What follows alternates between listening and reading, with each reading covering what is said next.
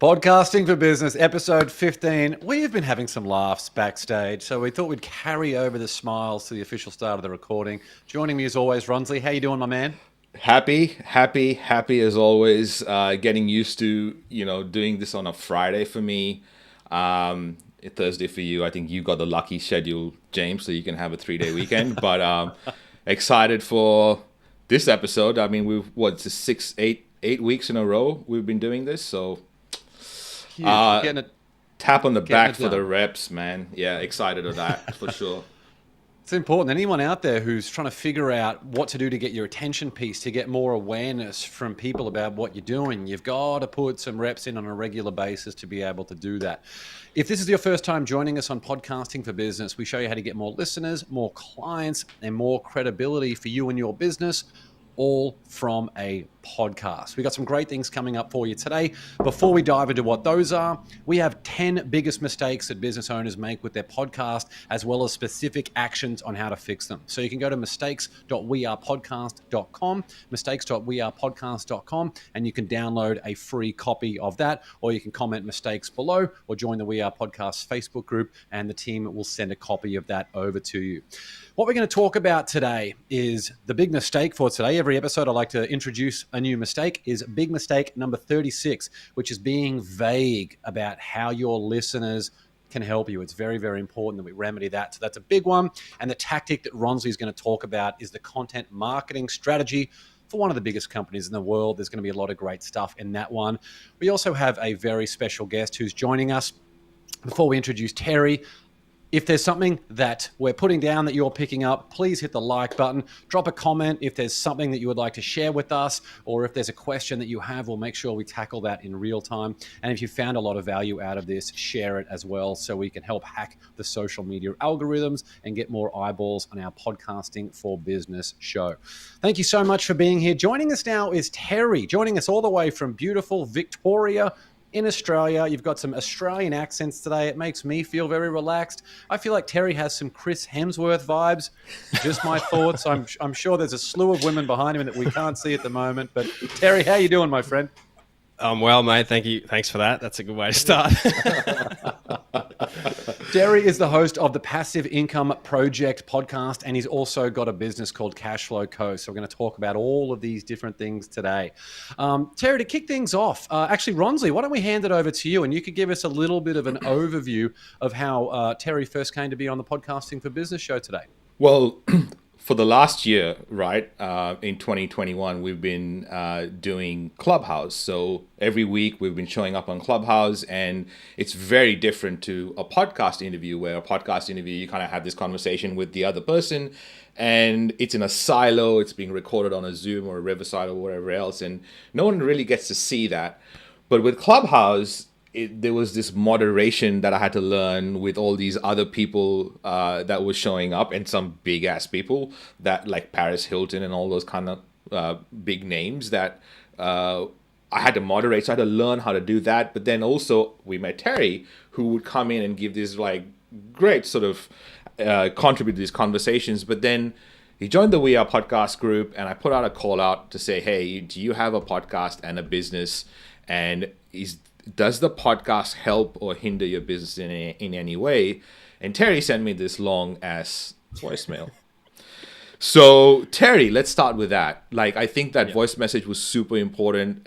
You kind of broke down what the podcast has done for you and the business. And to give context, your business is a business that gets your customers to trust you with their money. So trust is a big factor in this. So Tell me the breakdown of what happened with the podcast, also why you started it, and that kind of story to get to this point. Maybe that would help context. Yeah, thanks, Ronsley. And yeah, thanks for your moderation too. In all those rooms, I learned so much, and Clubhouse was such an amazing opportunity. I still can't believe some of the people I spoke to on stages in there for that little window of time. It was bizarre. But yeah, in terms of the podcast and the question, for us, we were starting a new business in a new way, and it really didn't exist in our sector. So we really did have to build trust as much as we possibly could. And we started small. We're working with people locally and, I guess, validating our approach, solving the problem, improving the model. And at a certain point in time, we kind of realized this could actually help the members we were working with. And just for context, the Cashflow Co, we're a financial education business. We help people really understand how to manage their money so they can spend more intentionally, save and invest more sustainably, so they can fund those big life goals as opposed to just have them on a vision board. And so we kind of really, delve into that with people and understand the psychology of money. And we have a very different approach because of that. We've got a real, I guess you've got the psychology of entrepreneurship, and we really sort of delve into, well, why do we understand, like, why do we know what we should be doing, but why do we not do what we do? And so we were seeing early results. And in around September 2019, I put it to my business partner. I said, let's start a podcast. And it was because, ironically, I started listening to a podcast. And this was one of the first finance education podcasts in Australia at the time. And I was just hooked straight away around, I just listened to this guy for 40 minutes talk about his story and talk about what he was doing. And I was like, it just filled me with this sense of hope and like confidence as well. And I rang my business partner at the time and I said, this is what we need to do for people. We need to do this. Yeah. And he wasn't receptive, honestly. I had to really twist his arm to be able to do it. And we stuffed around for 6 months thinking we had to get everything right and get all the right equipment and just be professional at everything. And until we got sick of hearing ourselves talk about it and not do it. And then we decided to start doing it no matter how bad it was. And we decided to do it slightly differently in the beginning. I had been listening to a lot of podcasts for a long time. Since Tim Ferriss started his podcast, I've been listening to podcasts. And one thing I noticed was a lot of podcasts aren't organized. And a lot of the early podcasts were not organized at all. It was just two people talking randomly and rambling about topics that just had their attention at the moment. And whilst sometimes that was interesting, we believe that time is the most valuable asset, and our whole business is built around that philosophy. And so we never wanted to waste anybody's time. And so we wanted to make sure that anytime anyone came onto our show, they got something from it. So we consider every episode to be a product. And so what we did with our first season was I didn't have the terminology for this at the time. But now with a couple of years of business behind me, I can say what we did was we turned our first season into a front-end offer. And it was a end-to-end, close-end course. And our promise to the listener was, if you get through our first season, you are going to know 95% more than most people in Australia, and you'll be able to start doing some really cool stuff. And so we mapped that season out very deliberately and started working on that. And, you guys know what it's like. People don't, you don't just click your fingers and you have an audience. You do it slowly and you are consistent. And we just kind of gave ourselves permission to quit after the first season if we didn't enjoy it. And what happened was, as soon as we started talking about the podcast and the fact that we had a podcast, I don't know what it had, just helped locally, just in terms of credibility and authority. And then it was easy for people we were working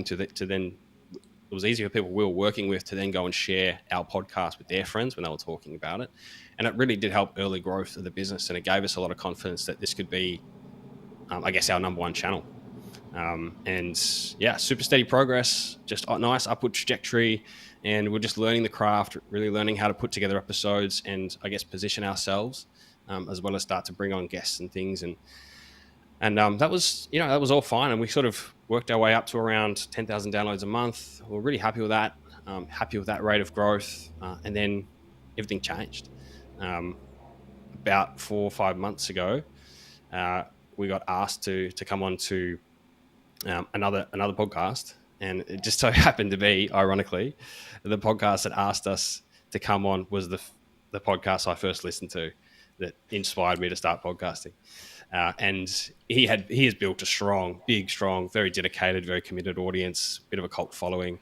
And turns out that he had been listening to us for years and really enjoyed our kind of psychological approach. And the thing I think that he was interested to talk about was we decided to do a series on cryptocurrency because we just kept getting asked questions about it. And frankly, it wasn't something that I really wanted to do. But the more I delved into it, the more interested I became in it. And so I spent 6 months putting together a 6-part series on cryptocurrency and just really going back to first principles. And it was of quite high interest at the time, right? Because price are rising, everyone's really interested in this topic. Just a bit of a different story now. But But at the time, everyone really wants to know about this, and nobody had done the work. So a lot of podcasters in the space were sort of, just answering surface level questions, but not really going down to the roots and go back into the history and understand why this thing is here. And we decided to do that, and we did it painstakingly over that course of 6 months. And he got us on the show because he wanted to discuss, I guess, that process. And that changed everything for us. Our downloads doubled the very next month. And what it meant for us was our cost per lead dropped from about $40. And when I say lead, I mean, cost per conversion, really. So new member into the program went from about $40 down to $18 around that in that month. And we were able to maintain that audience afterwards. So we've sort of been sticking around that, 20,000 download mark. And for that month in particular, he must have picked up that many subscribers that we sort of got pushed right up to number 2 in the podcast charts for business. So we usually sit sort of, somewhere between 50 and 100. But now our baseline's kind of gone up to more like 20 to 30, 20 to 50. And that's where we sit when we publish. And so it just really just gave us access to a whole new audience that we never would have thought about. So I reached out to Ronsley to sort of talk about that story because I was trying to understand like what had happened here. I'd obviously learnt there was something to be learned. And I thought, it'd be good to discuss with you guys because maybe you can help me tease it out. Absolutely. Well, you've had some great wins. And so much to unpack from that. I mean, evergreen versus topical content, all other elements of your journey, offers, products, all of those different things, audience, the commitment and consistency. You guys were able to continue it at a time when 80% of podcasters say, look, enough is enough. It's a bit like when social media became a thing and it was very difficult for marketing managers to convince the C-level executives that social media and content was something they needed to invest in. What was your commitment and consistency secret? What enabled you guys to keep going at a time when most other people just said, look, podcasting's not working for us, so we're going to discard it? Yeah, I think, fundamentally what we teach and what we understand about money and investing is compounding doesn't work without consistency. So every episode is another seed that you plant. And every episode links to the following episode, and it's a snowball effect. So there's a kind of a point in time. We knew there's a point in time, an inflection point where momentum starts to sort of drive itself, as opposed to you pushing this rock up a hill. The rock starts to roll for itself.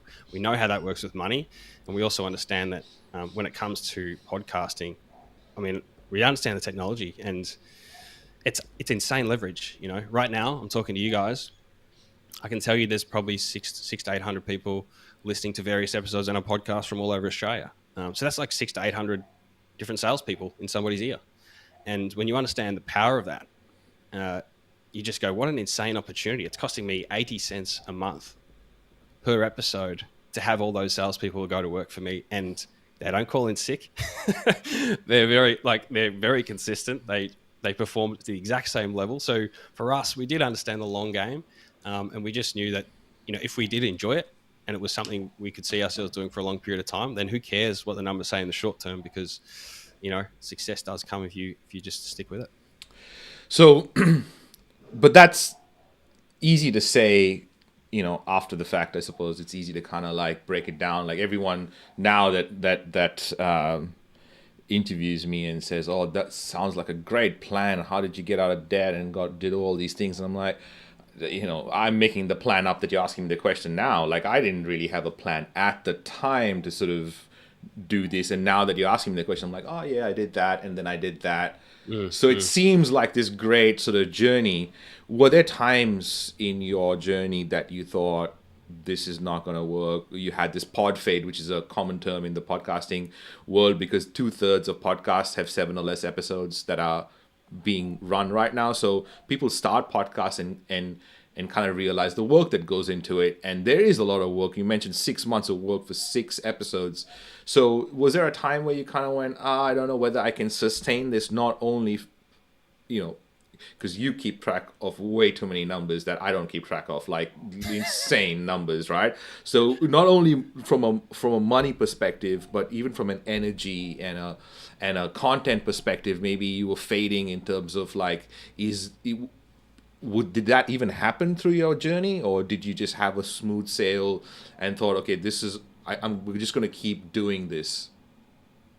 So you cut out for a little bit there, but I think what you're asking is, was this a smooth sailing, or were there spots where you were? Yeah. Did you find that not only financially but also from an energy perspective that you couldn't put enough into it, and how did you come out of it if that happened to you? Because for me, there's been periods in my journey over the last 8 or 9 years that I've come to a point where I'm like, even though this is a great show, I don't feel like doing this anymore.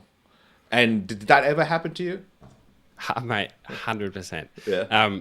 So again, super ironic, but the crypto series that got us this exposure, I literally said at a certain point, because we will re-record episodes until we fulfill the promise. So I spend probably an hour just really setting out an intention before every episode. There's a very specific set of questions that I'll ask and answer before every episode, so I know what's in it for the listener. I don't just ask myself the one question, what's in it for you? And I think of a couple of benefits. I literally lay out my intention, and I got that from Oprah. Understood that Oprah spent a lot of time thinking about the intention of her show before she recorded or did anything. And so we do a lot of that, and I planned a lot. And when it came to the crypto series, if you know anything about crypto, it's such a rabbit hole, and there's so many different ways you can go with it. And the way it works for us is I'm going to be the one, I go out, get all the information, collate it, put it together, and then put it into a structure that we can talk through, so that so that we both sound smart. And that was a lot of work, and frankly, I just got a bit overwhelmed when it came to the crypto stuff. We'd done it 3 times. I wasn't happy with it. And I was like, mate, if we don't do it this time, I'm done with this. Like, I'm done. Yeah. And, that was, thankfully, it was a moment in time. But I find it really interesting because that was actually the moment of gold at the same time, like that struggle was the reason I think that series did so well. And what helped me was, when people come through and they come through in sales calls, 90%, 95% even of the guys coming through, they're all coming through from the podcast, and inevitably they're going to tell me something about the podcast. And on that particular day, the person that came on just happened to be someone who just lit me up. He was like, mate, thank you so much for the work you're doing with the podcast. It's amazing. And I said, you just saved the podcast, because I was done after today. And so no, trust me. It's not all smooth sailing. It's not always fun. But my first career before I did this was, I spent 10 years in elite sport coaching some of Australia's best athletes. And something I understood and learned from the best was that it's actually this concept of the lonely hours. And I don't know if there's a champion of champions. If I mention his name, you'd know exactly who he is. Everyone will know who he is. And I remember going into a club that I was working at the time on a Sunday. And he was in there on the Sunday, just happened to be in there and doing some recovery, doing some extra gym work and stuff. And I just ended up having this frank conversation with him. And I said, mate, tell me, like, when you go out to perform and compete, how do you know that you're going to win? He goes, I don't know. I'll tell you what I do know. I always know that I deserve to win. And the only reason I know that is because of the lonely hours. And I said, what's the lonely hours? And he said, this is the lonely hours right now. This is everybody else on a Sunday out there relaxing. I'm in here doing extra recovery. It's all the little things, all the boring, unsexy stuff done more consistently than anybody else is what gives me the confidence and the worth to know that I deserve to win. And that's why I win. And so I really took that to heart. I saw that a lot. The best athletes did the stupidest, silliest, most unsexy stuff most often to get the sexy result. So I think, Ronsley, what's underneath your question is a deep insight about, I guess, success and performance. It's what's underneath that iceberg is a lot of hard work a lot of the time, and it's not always fun. Yeah, not all the sexy stuff for the gram. The thing, Terry, it seems like one of your best attributes is you're not afraid to be upfront about what it is that you don't know. So you've positioned yourself really well with the podcast as the guide rather than the hero. So many people, they let that ego get in the way, and they're so resistant to the idea of putting a podcast out there because what are other people going to think if they find out that I'm not the hero? Yet it sounds like positioning yourself as the guide where you do the work to give people the answers and take them on a journey together as the guide. It seems like that's been one of your biggest strengths with the success you've had with the podcast and obviously your business. Yeah, we thought about that from the outset, and we deliberately said that overtly in the first episode. I literally said the words, "We are not experts. We're not suits. Suits staring down our glasses at you and telling you what to do. We're just people that have figured some stuff out and like figuring it out and like sharing what we're learning and knowing. And it's had a massive impact on our lives, and we'd love it to have an impact on yours. So come along if you'd like." That's literally the message. And I think that works because we're all intimidated around finances. I grew up in a home where money was a very dangerous topic to talk about, to think about, to be around. Yeah. And I tell that story. I tell it a lot. And I say, I know what this feels like. You think that it's above you. You think that it's this most really complex thing that you just can't figure out. But what if you're wrong? And I guess that's the whole message the whole time. What if you're wrong? What could be possible for you, basically?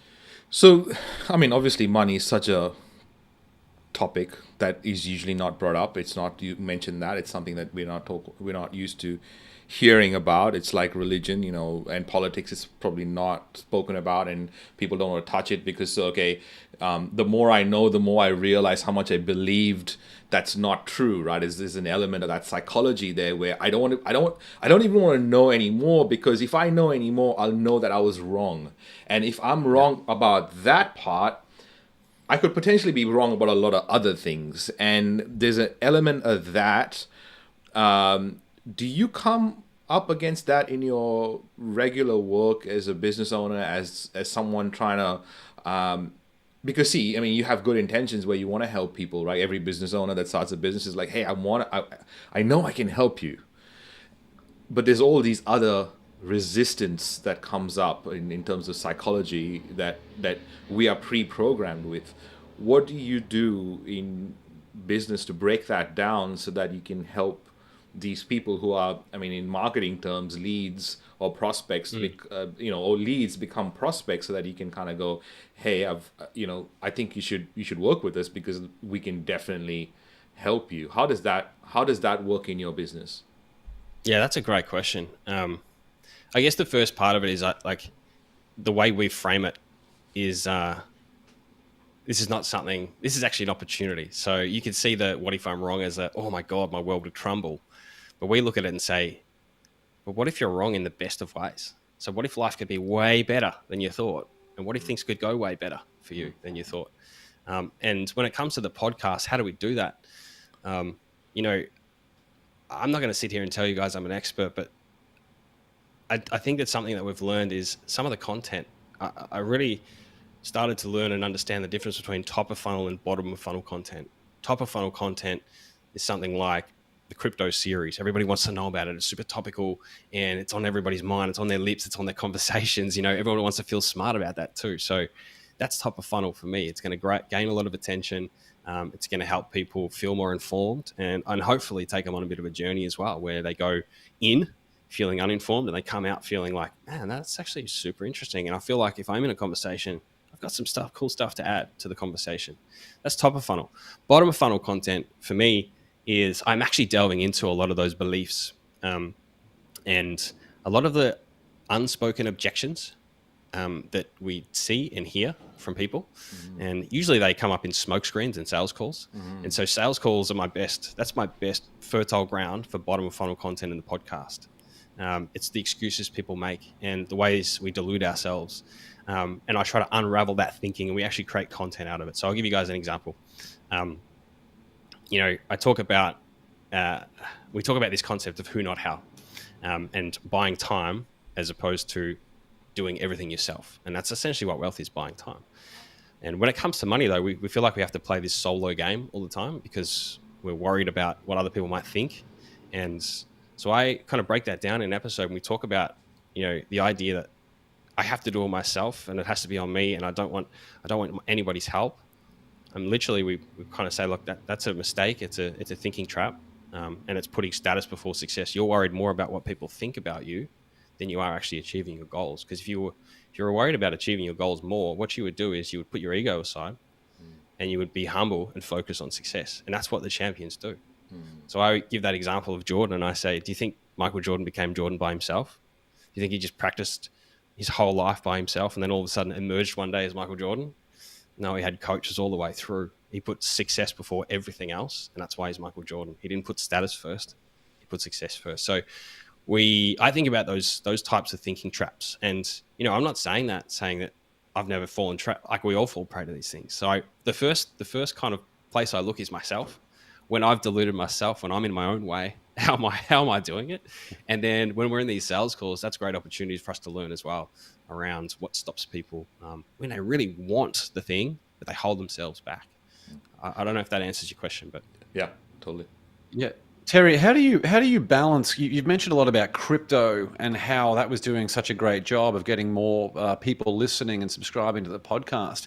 How do you balance producing content that people want versus content that people need? An example of, like, estate planning or compound interest. These are things that are very, very important for people to know about versus, Bitcoin millionaires and crypto and all those different things, the sort of sexy tulip mania type things.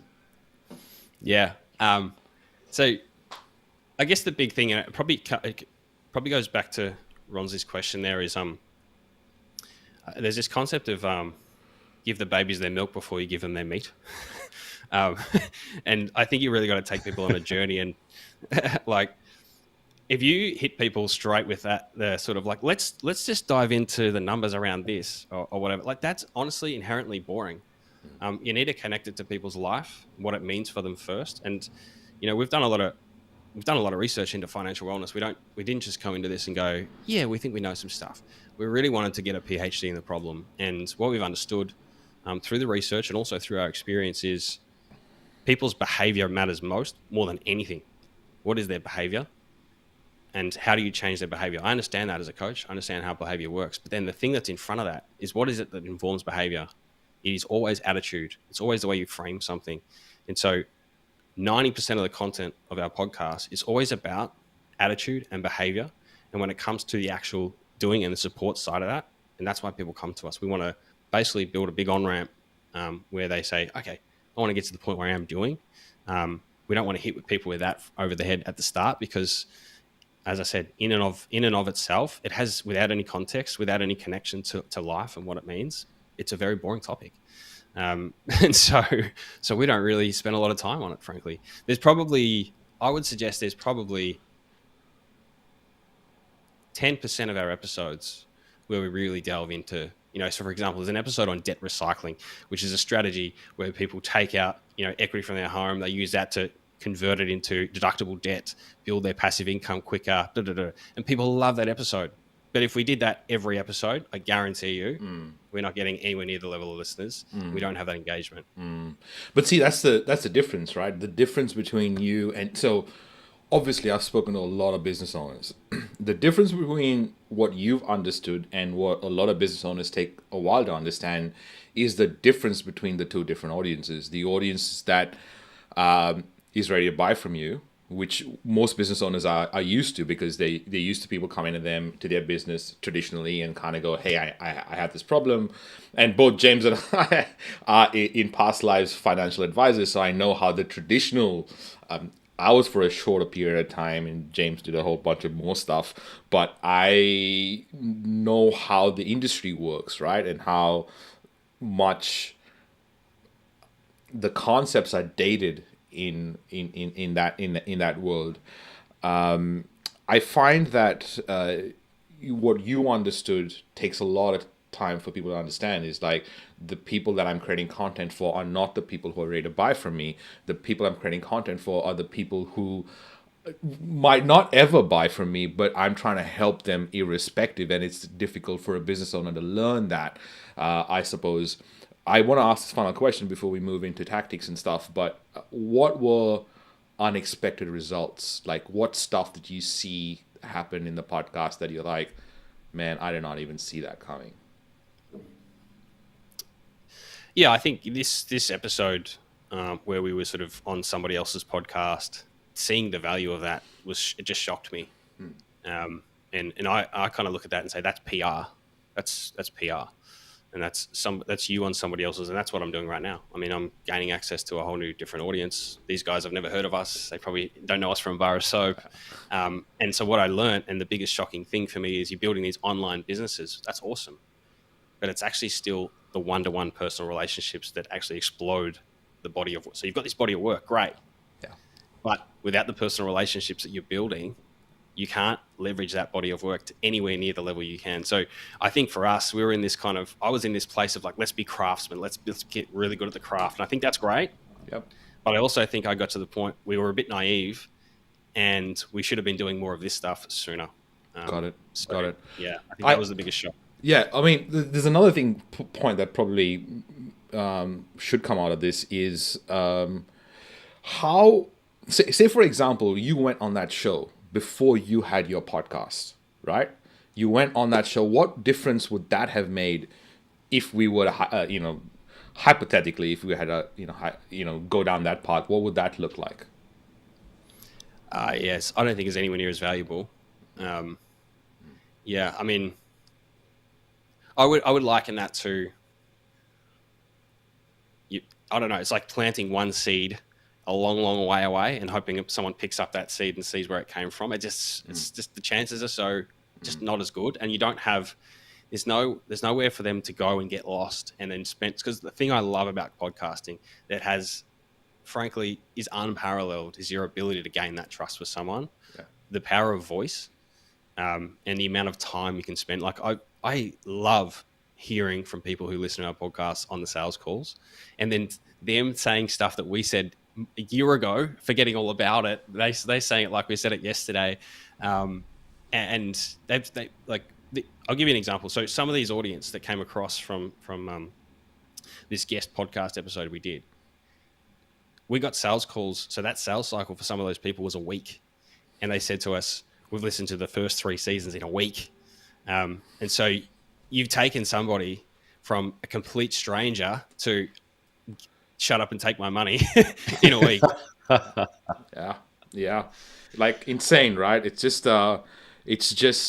we've seen this as well. Obviously, there's a reason why parents sing to their kids before they're born. There's a reason why we've been telling stories and passing down our history through those stories since the beginning of time. But now with digital media having that access to finally be able to do it, it's like it's almost like we've forgotten all the basics of communication and trying to recreate someone else's success when it's just basically human nature to tell stories and build trust and have conversations, I suppose, maybe.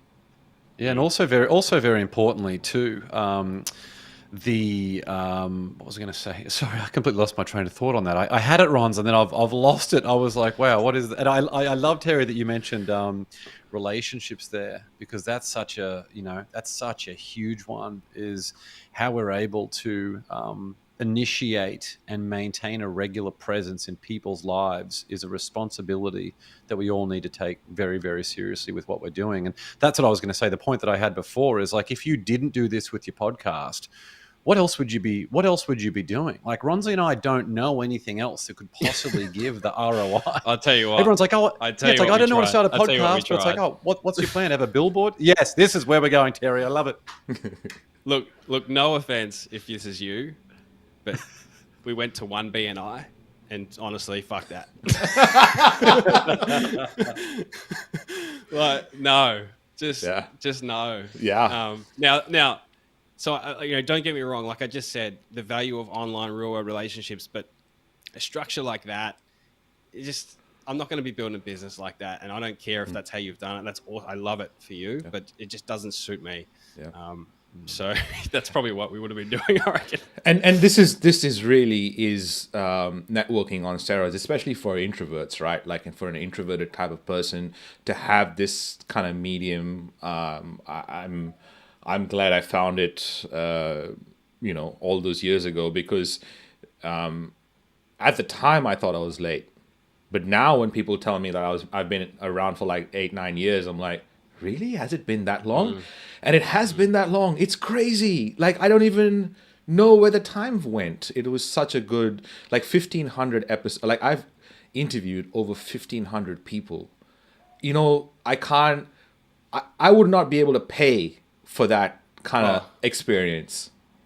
Yeah. Oh, look, I couldn't agree more. Like, so, the great thing is, as soon as we got those numbers, you can damn well be bet that I screenshot us at number 2 and our downloads, and I'm sending out emails to best-selling authors. And so we've been able to get, since then, I've been able to get the world's top voices in crypto. I've been able to get the best behavioral scientists on the planet. I've been able to get the best gamification expert. Just people that, like, as you just said, like, I would have to pay tens of thousands of dollars to spend that amount of time with these people and ask them questions. And they're literally coming on the show and sharing their knowledge. And it's just so cool. Like, it's huge, isn't it? Yeah. Like, I was even thinking, Terry, just the people that I've spoken to today is a musician who came on my show recently who was needed some guidance on how to share the stuff on his social media things, because I gave him all the assets. The songs that he's performed on have got 300 million units sold. The founder of Pictionary, sleep doctor who's been on the Dr. Oz show 40 times, a 26-year Navy SEAL. I'm like, these are just the people I've spoken to today. All of these people, I would not have any idea or any link to them in any relationship at all unless it was through a podcast. It's like, if you do not have a podcast and you're not playing the long game and you're not clear on who you're going to help, it is by far the best tool right now. And now is the time to get into it and be consistent, which leads into our mistake for today. The mistake is number 36, being vague on how your listeners can help you. I would love to hear what, I'll share what I do first of all, and then I would love to see what you two do. And again, if you're just joining the show, if you want to come and join us like we're doing with Terry, we'd love to hear about the business that you have. And if you've got a podcast, how it has helped or hindered your business. We'd really love just to have an amazing conversation so we can either pinpoint where you went right or pinpoint where you went wrong, to make sure we can get the word out there and you can have a great impact on the world. My podcast is called Win the Day. And something that's worked out really well for me is letting people know, not so explicitly in terms of going and doing other things, but it's more tugging on the heartstrings a bit more. It's being a bit more real and authentic by saying the right bit of bit of inspiration can completely change the trajectory of someone's life. So if there's a friend or loved one out there who needs to hear this episode or could use some help to win the day, share it with them right now.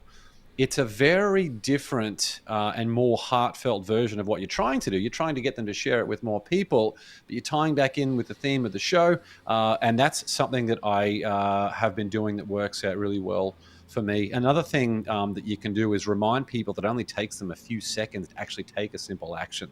Like, look, would you take 3 seconds out of your day to help someone completely change their life? All you need to do is give the show a 5-star rating. Again, it takes you 3 seconds, and that could completely change the trajectory of someone's life. So there are a few tips from my perspective. Ronsley, Terry, what do you guys do in terms of letting your listeners know how they can help you?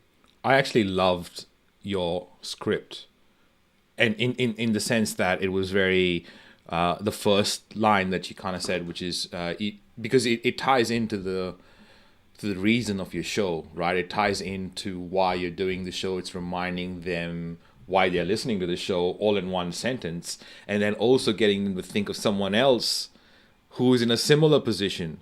So it is a very beautiful way to kind of get them to do stuff. But again, when we help our clients put these kind of calls in their podcast, we kind of recommend one call to action, only one call to action, 2 calls to engagement on this show, 3 interesting different types of questions to ask this person that's different to everyone else that you've sort of had on your show, and then 4 sort of subtopics to divide the content into. And the reason for that is so that they understand what's coming up, they understand how they can engage with the content that they just created, and they have only one kind of action to do. They don't have doing all these other things. So that's what I do on the show. I mean, I kind of like try to get them to do just one action, and usually that's at the end. And I kind of say, I finish the show and I say, still listening, and then give them something. Then I know that person that's taking that action is like a big fan of the show because they've listened all the way to the end, or something to that effect. Terry, I'm keen to get your thoughts. Yeah, I would say that this is probably the thing that we're worst at by far. We have been horrific at this, and like I think the last episode I said to my co-host, I'm like, God, we're bad at this, and I'm going to script something in now because we don't do it. We're not smart about it at all. So we don't have anything specific. Every now and then we just do some silly, like vague. Yeah, like if you like this. Sometimes I think a couple of times I might have said, look, if you've had this conversation or you've been talking about this with one person that you think can add to that discussion, share that with them. And then on the last episode, we had Jeff Booth, who was a best-selling author around this like futurism book. And I said, look, if you feel like Jeff has given you value today, do him a favor, share this episode with some people that would go and buy his book. And because he gave you an hour of his time to sort of glimpse into the future. But yeah, like guys, this is probably not something you want my advice on. No, the fact that you're open to it, because here's the thing: none of us have been great at this at the start because we're business owners that are learning to be podcasters and be engaging hosts. People go to school and learn for 20 odd years. We have a great friend of ours, Sandy, who is has been a radio host for over 2 decades, who is amazing. You can tell as soon as the mic's in front of her, she's just phenomenal, and you can tell from the experience. And we are learning to be podcasters, and that's the thing. It doesn't matter if you've had 15 years under your belt. It does not matter. You are still learning, because if you look at the Jordan Harbingers of the world, who've been doing this for donkey's years, even longer, they are still learning. And none of us have the luxury of calling ourselves, professional podcasters if we're not continuously learning. So I feel this is the reason for having these mistakes, because we've got a list of 70 mistakes, Terry. I can guarantee you we're still making at least half of them. It is not to fix them all, but it is to have the idea that, hey, that one is going to make the biggest difference right now for where my journey is at in my podcasting and business world. So thank you for that honesty. That's what I love about you, by the way. The honesty that you bring across is like fucking amazing. Yeah. Well, if I can, I just love to, if I can just turn it around a little bit, I would just love to get your thoughts, guys. Like, you've got a bit of an insight into, I guess, what we're doing, but is there any major sort of holes or gaps that you can see in terms of our approach at the moment? Terry, I would love to ask what you're doing to make your audience part of the conversation. Are you getting audio messages or videos or anything like that from your community to be able to be part of the conversation? Yeah, this is something we're working on, and I think, again, this might be a mistake. We've got our own sort of custom built app, and we sort of funnel people into this community there, which is awesome environment. The problem is Mighty Networks? It's not. It's Buddy Boss. I don't know if you know Buddy Boss, but we custom built our own. So we've got our own space, and it's great, but it's not Facebook. And Facebook's where people live. And so what I'll do is I'll post up in there and say, so for example, I've got an FBI hostage negotiator coming on the show, and he's going to help us figure out how to negotiate a pay rise. And so I'll put a post up and say, guys, what questions would you have for this guy? Like if you were here. Yeah. And just because our community is still growing there, it's very low uptake on that at the moment. And I'm tossing up whether we ditch it and go back to a platform where people are living, because it's just we're not getting that engagement that we want. So just on that, and maybe James will have a different sort of thought on that, but I feel like the grass is always greener usually on the other side. And the flip side of that is the grass is always greener where you water it the most. So when you think about Facebook, there are other problems that Facebook groups bring, which is when you put out a post, not everyone sees them anyway, right? So we have 2,500 people in that We Are podcast group, which this is being streamed to, and it's really discouraging when we go through the feed, a day later and see 7 views. Like how is that even possible, right? And that's not it's not a Facebook thing. It's a LinkedIn thing. It's a Clubhouse thing. It's an Instagram thing. It's a thing. So I suppose the best way today to answer your question is, rather than recording in a silo, that's our opinion, recording in a place that is live, so for example, this is everything for us, right?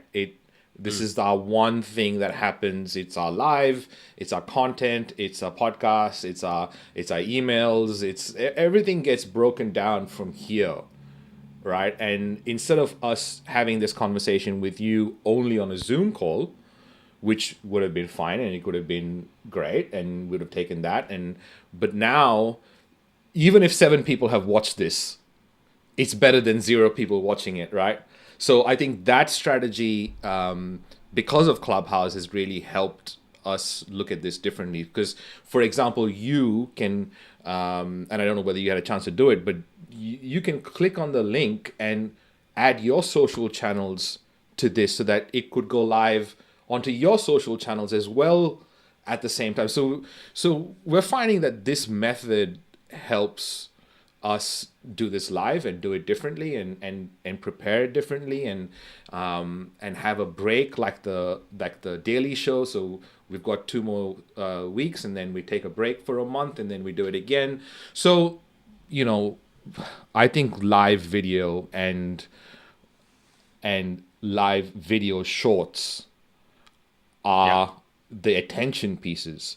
So as a podcaster, we've got to learn to kind of have those ready. However you make those shorts, video shorts, I think those are the attention pieces for podcasters these days. So if you can have that video content already by recording it this way, it's an advantage by far, I feel. Yeah, that's really, it's something I've been thinking about actually. And one thing that's making me kind of hesitate on it, and I'd love your thoughts on this. So there's 2 parts. I think when I get a guest on, that's more of a conversation. But when we do our episodes, these are very structured, very, very structured. And if you don't pronunciate the word properly, I will make you go back and say it again. Yeah. And I just feel like that could be not as engaging for people to watch, you know what I mean? Because there are episodes where I've literally said, we're going and starting again. Scrap the first 10 minutes, let's go again. That's fine. What are your thoughts on that?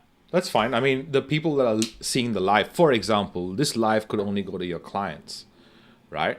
So only they could see your recording process if you decide that that's going to be, it's your recording process, right? You're just kind of showing the behind the scenes. And there's nothing wrong with asking someone to pronounce stuff again or repronounce stuff. That happens to me all the time, especially when I have a guest that I don't know how I say their name horribly after all these years, after all these episodes. Like, I still start the interview and go, fuck, I don't know how to say their last name. It happens. Yeah. It happens. Yeah. Yeah. Yeah. Well, look, I'm going to experiment with that. So thank you. Yeah. Cool. Terry, you mentioned before as well, like how to help us get a pay rise. I would, the way I sort of frame that with my community is asking them what questions that, thinking about what's the benefit for them from this stuff. And maybe you do that anyway. But that's something that works out really well. Like I've had someone who was like, I'm on a cruise ship in the Panama Canal, submitting like a question. If you get like Conor McGregor's coach, and there's people out there who want to ask questions about like what's Conor McGregor, what goes on in his head in terms of like the trash talk. These are really great questions. Another one when I had the sleep doctor on, out of all the people who submitted questions, I knew what the most popular questions were. And then when I asked the sleep doctor, we covered the 3 most popular questions that he gets asked. And they're the videos that absolutely pop on TikTok and those other things. Like, what happens if I wake up at 3 a.m. and can't get back to sleep? What time should I wake up in the morning? You know, or how do I wake up with energy? Those types of things. So when I do my interview, I'm actually thinking about what questions would make really great long form content in terms of the interview and SEO and everything. But I'm also including questions that are highly relevant for a specific audience and that would absolutely pop if they were broken down for like a TikTok clip. Because I think, you know, I'm just looking at the stats on TikTok at the moment. It is staggering in terms of what you can do extracting content exclusively from your podcast and just blowing up TikTok massively right now. It's huge, which you can then funnel people to YouTube subscribers and podcast listeners and all of those different elements from there. Yeah, 100%. This is such a great conversation. I mean, I think we're going to skip the marketing strategy because we've gone over time, and we'll probably cover that in the next show. But if you're watching, I think it's really important that you catch us on the next show, because we have this problem about breaking down content, and we don't know how to create content. And we touched about that in our conversation with Terry today about how there's different types of audiences. And I'm going to break down the content marketing strategy from one of the biggest brands on the planet. And they are a furniture company, right? And how they create content. And the reason that we're going to go through that is because I feel like we get caught up in our businesses and we get caught up in seeing what other people are doing in terms of content. So a divorce lawyer will probably just start a divorce podcast, or an accountant might just start an accounting podcast, when there's so many ways to break down your content and for inspiration. So we'll cover that in the next in the next show, in the next episode. But Terry, this has been amazing. Thank you so much for reaching out and being so vulnerable and truthful about your journey. It's been a little slice of heaven. Thanks for your help, guys. I appreciate that advice, and I'm definitely going to give it a go. Yeah, love it, Terry. Where's the best place for people to find you? Yeah, check out the Passive Income Project. That's our podcast, and our socials, the Cashflow Co. There is a fake someone pretending to be us at the moment. So I think if it's more than 3,000 followers, that's not us. And otherwise, just go to the cashflowco.com.au. Cashflowco.com.au. Love it, Terry. If you are a business owner and you have a story about how a podcast has helped or hindered your journey, we would love to feature you on the show, exactly like we've done with Terry. So you can send Ronsley a DM, you can send me a DM, you can send both of us a DM just to make sure that we actually get it, or you can drop a comment on the video, and we would love to feature you on the show. Remember, you can grab a copy of our 10 mistakes and how to fix them by going to mistakes.wearepodcast.com. And in case you missed it, our big announcement, We Are Podcast is coming back to Brisbane 10th and 11th of November 2022. This event is going to be incredible, and you would not believe the speaker lineup. Everything's falling into place, and it's going to be awesome. So make sure you stay tuned on our We Are Podcast Facebook group for all the information on that. Ronsley, Terry, keep up the amazing work, and we will see you on the next episode of Podcasting for Business. See you.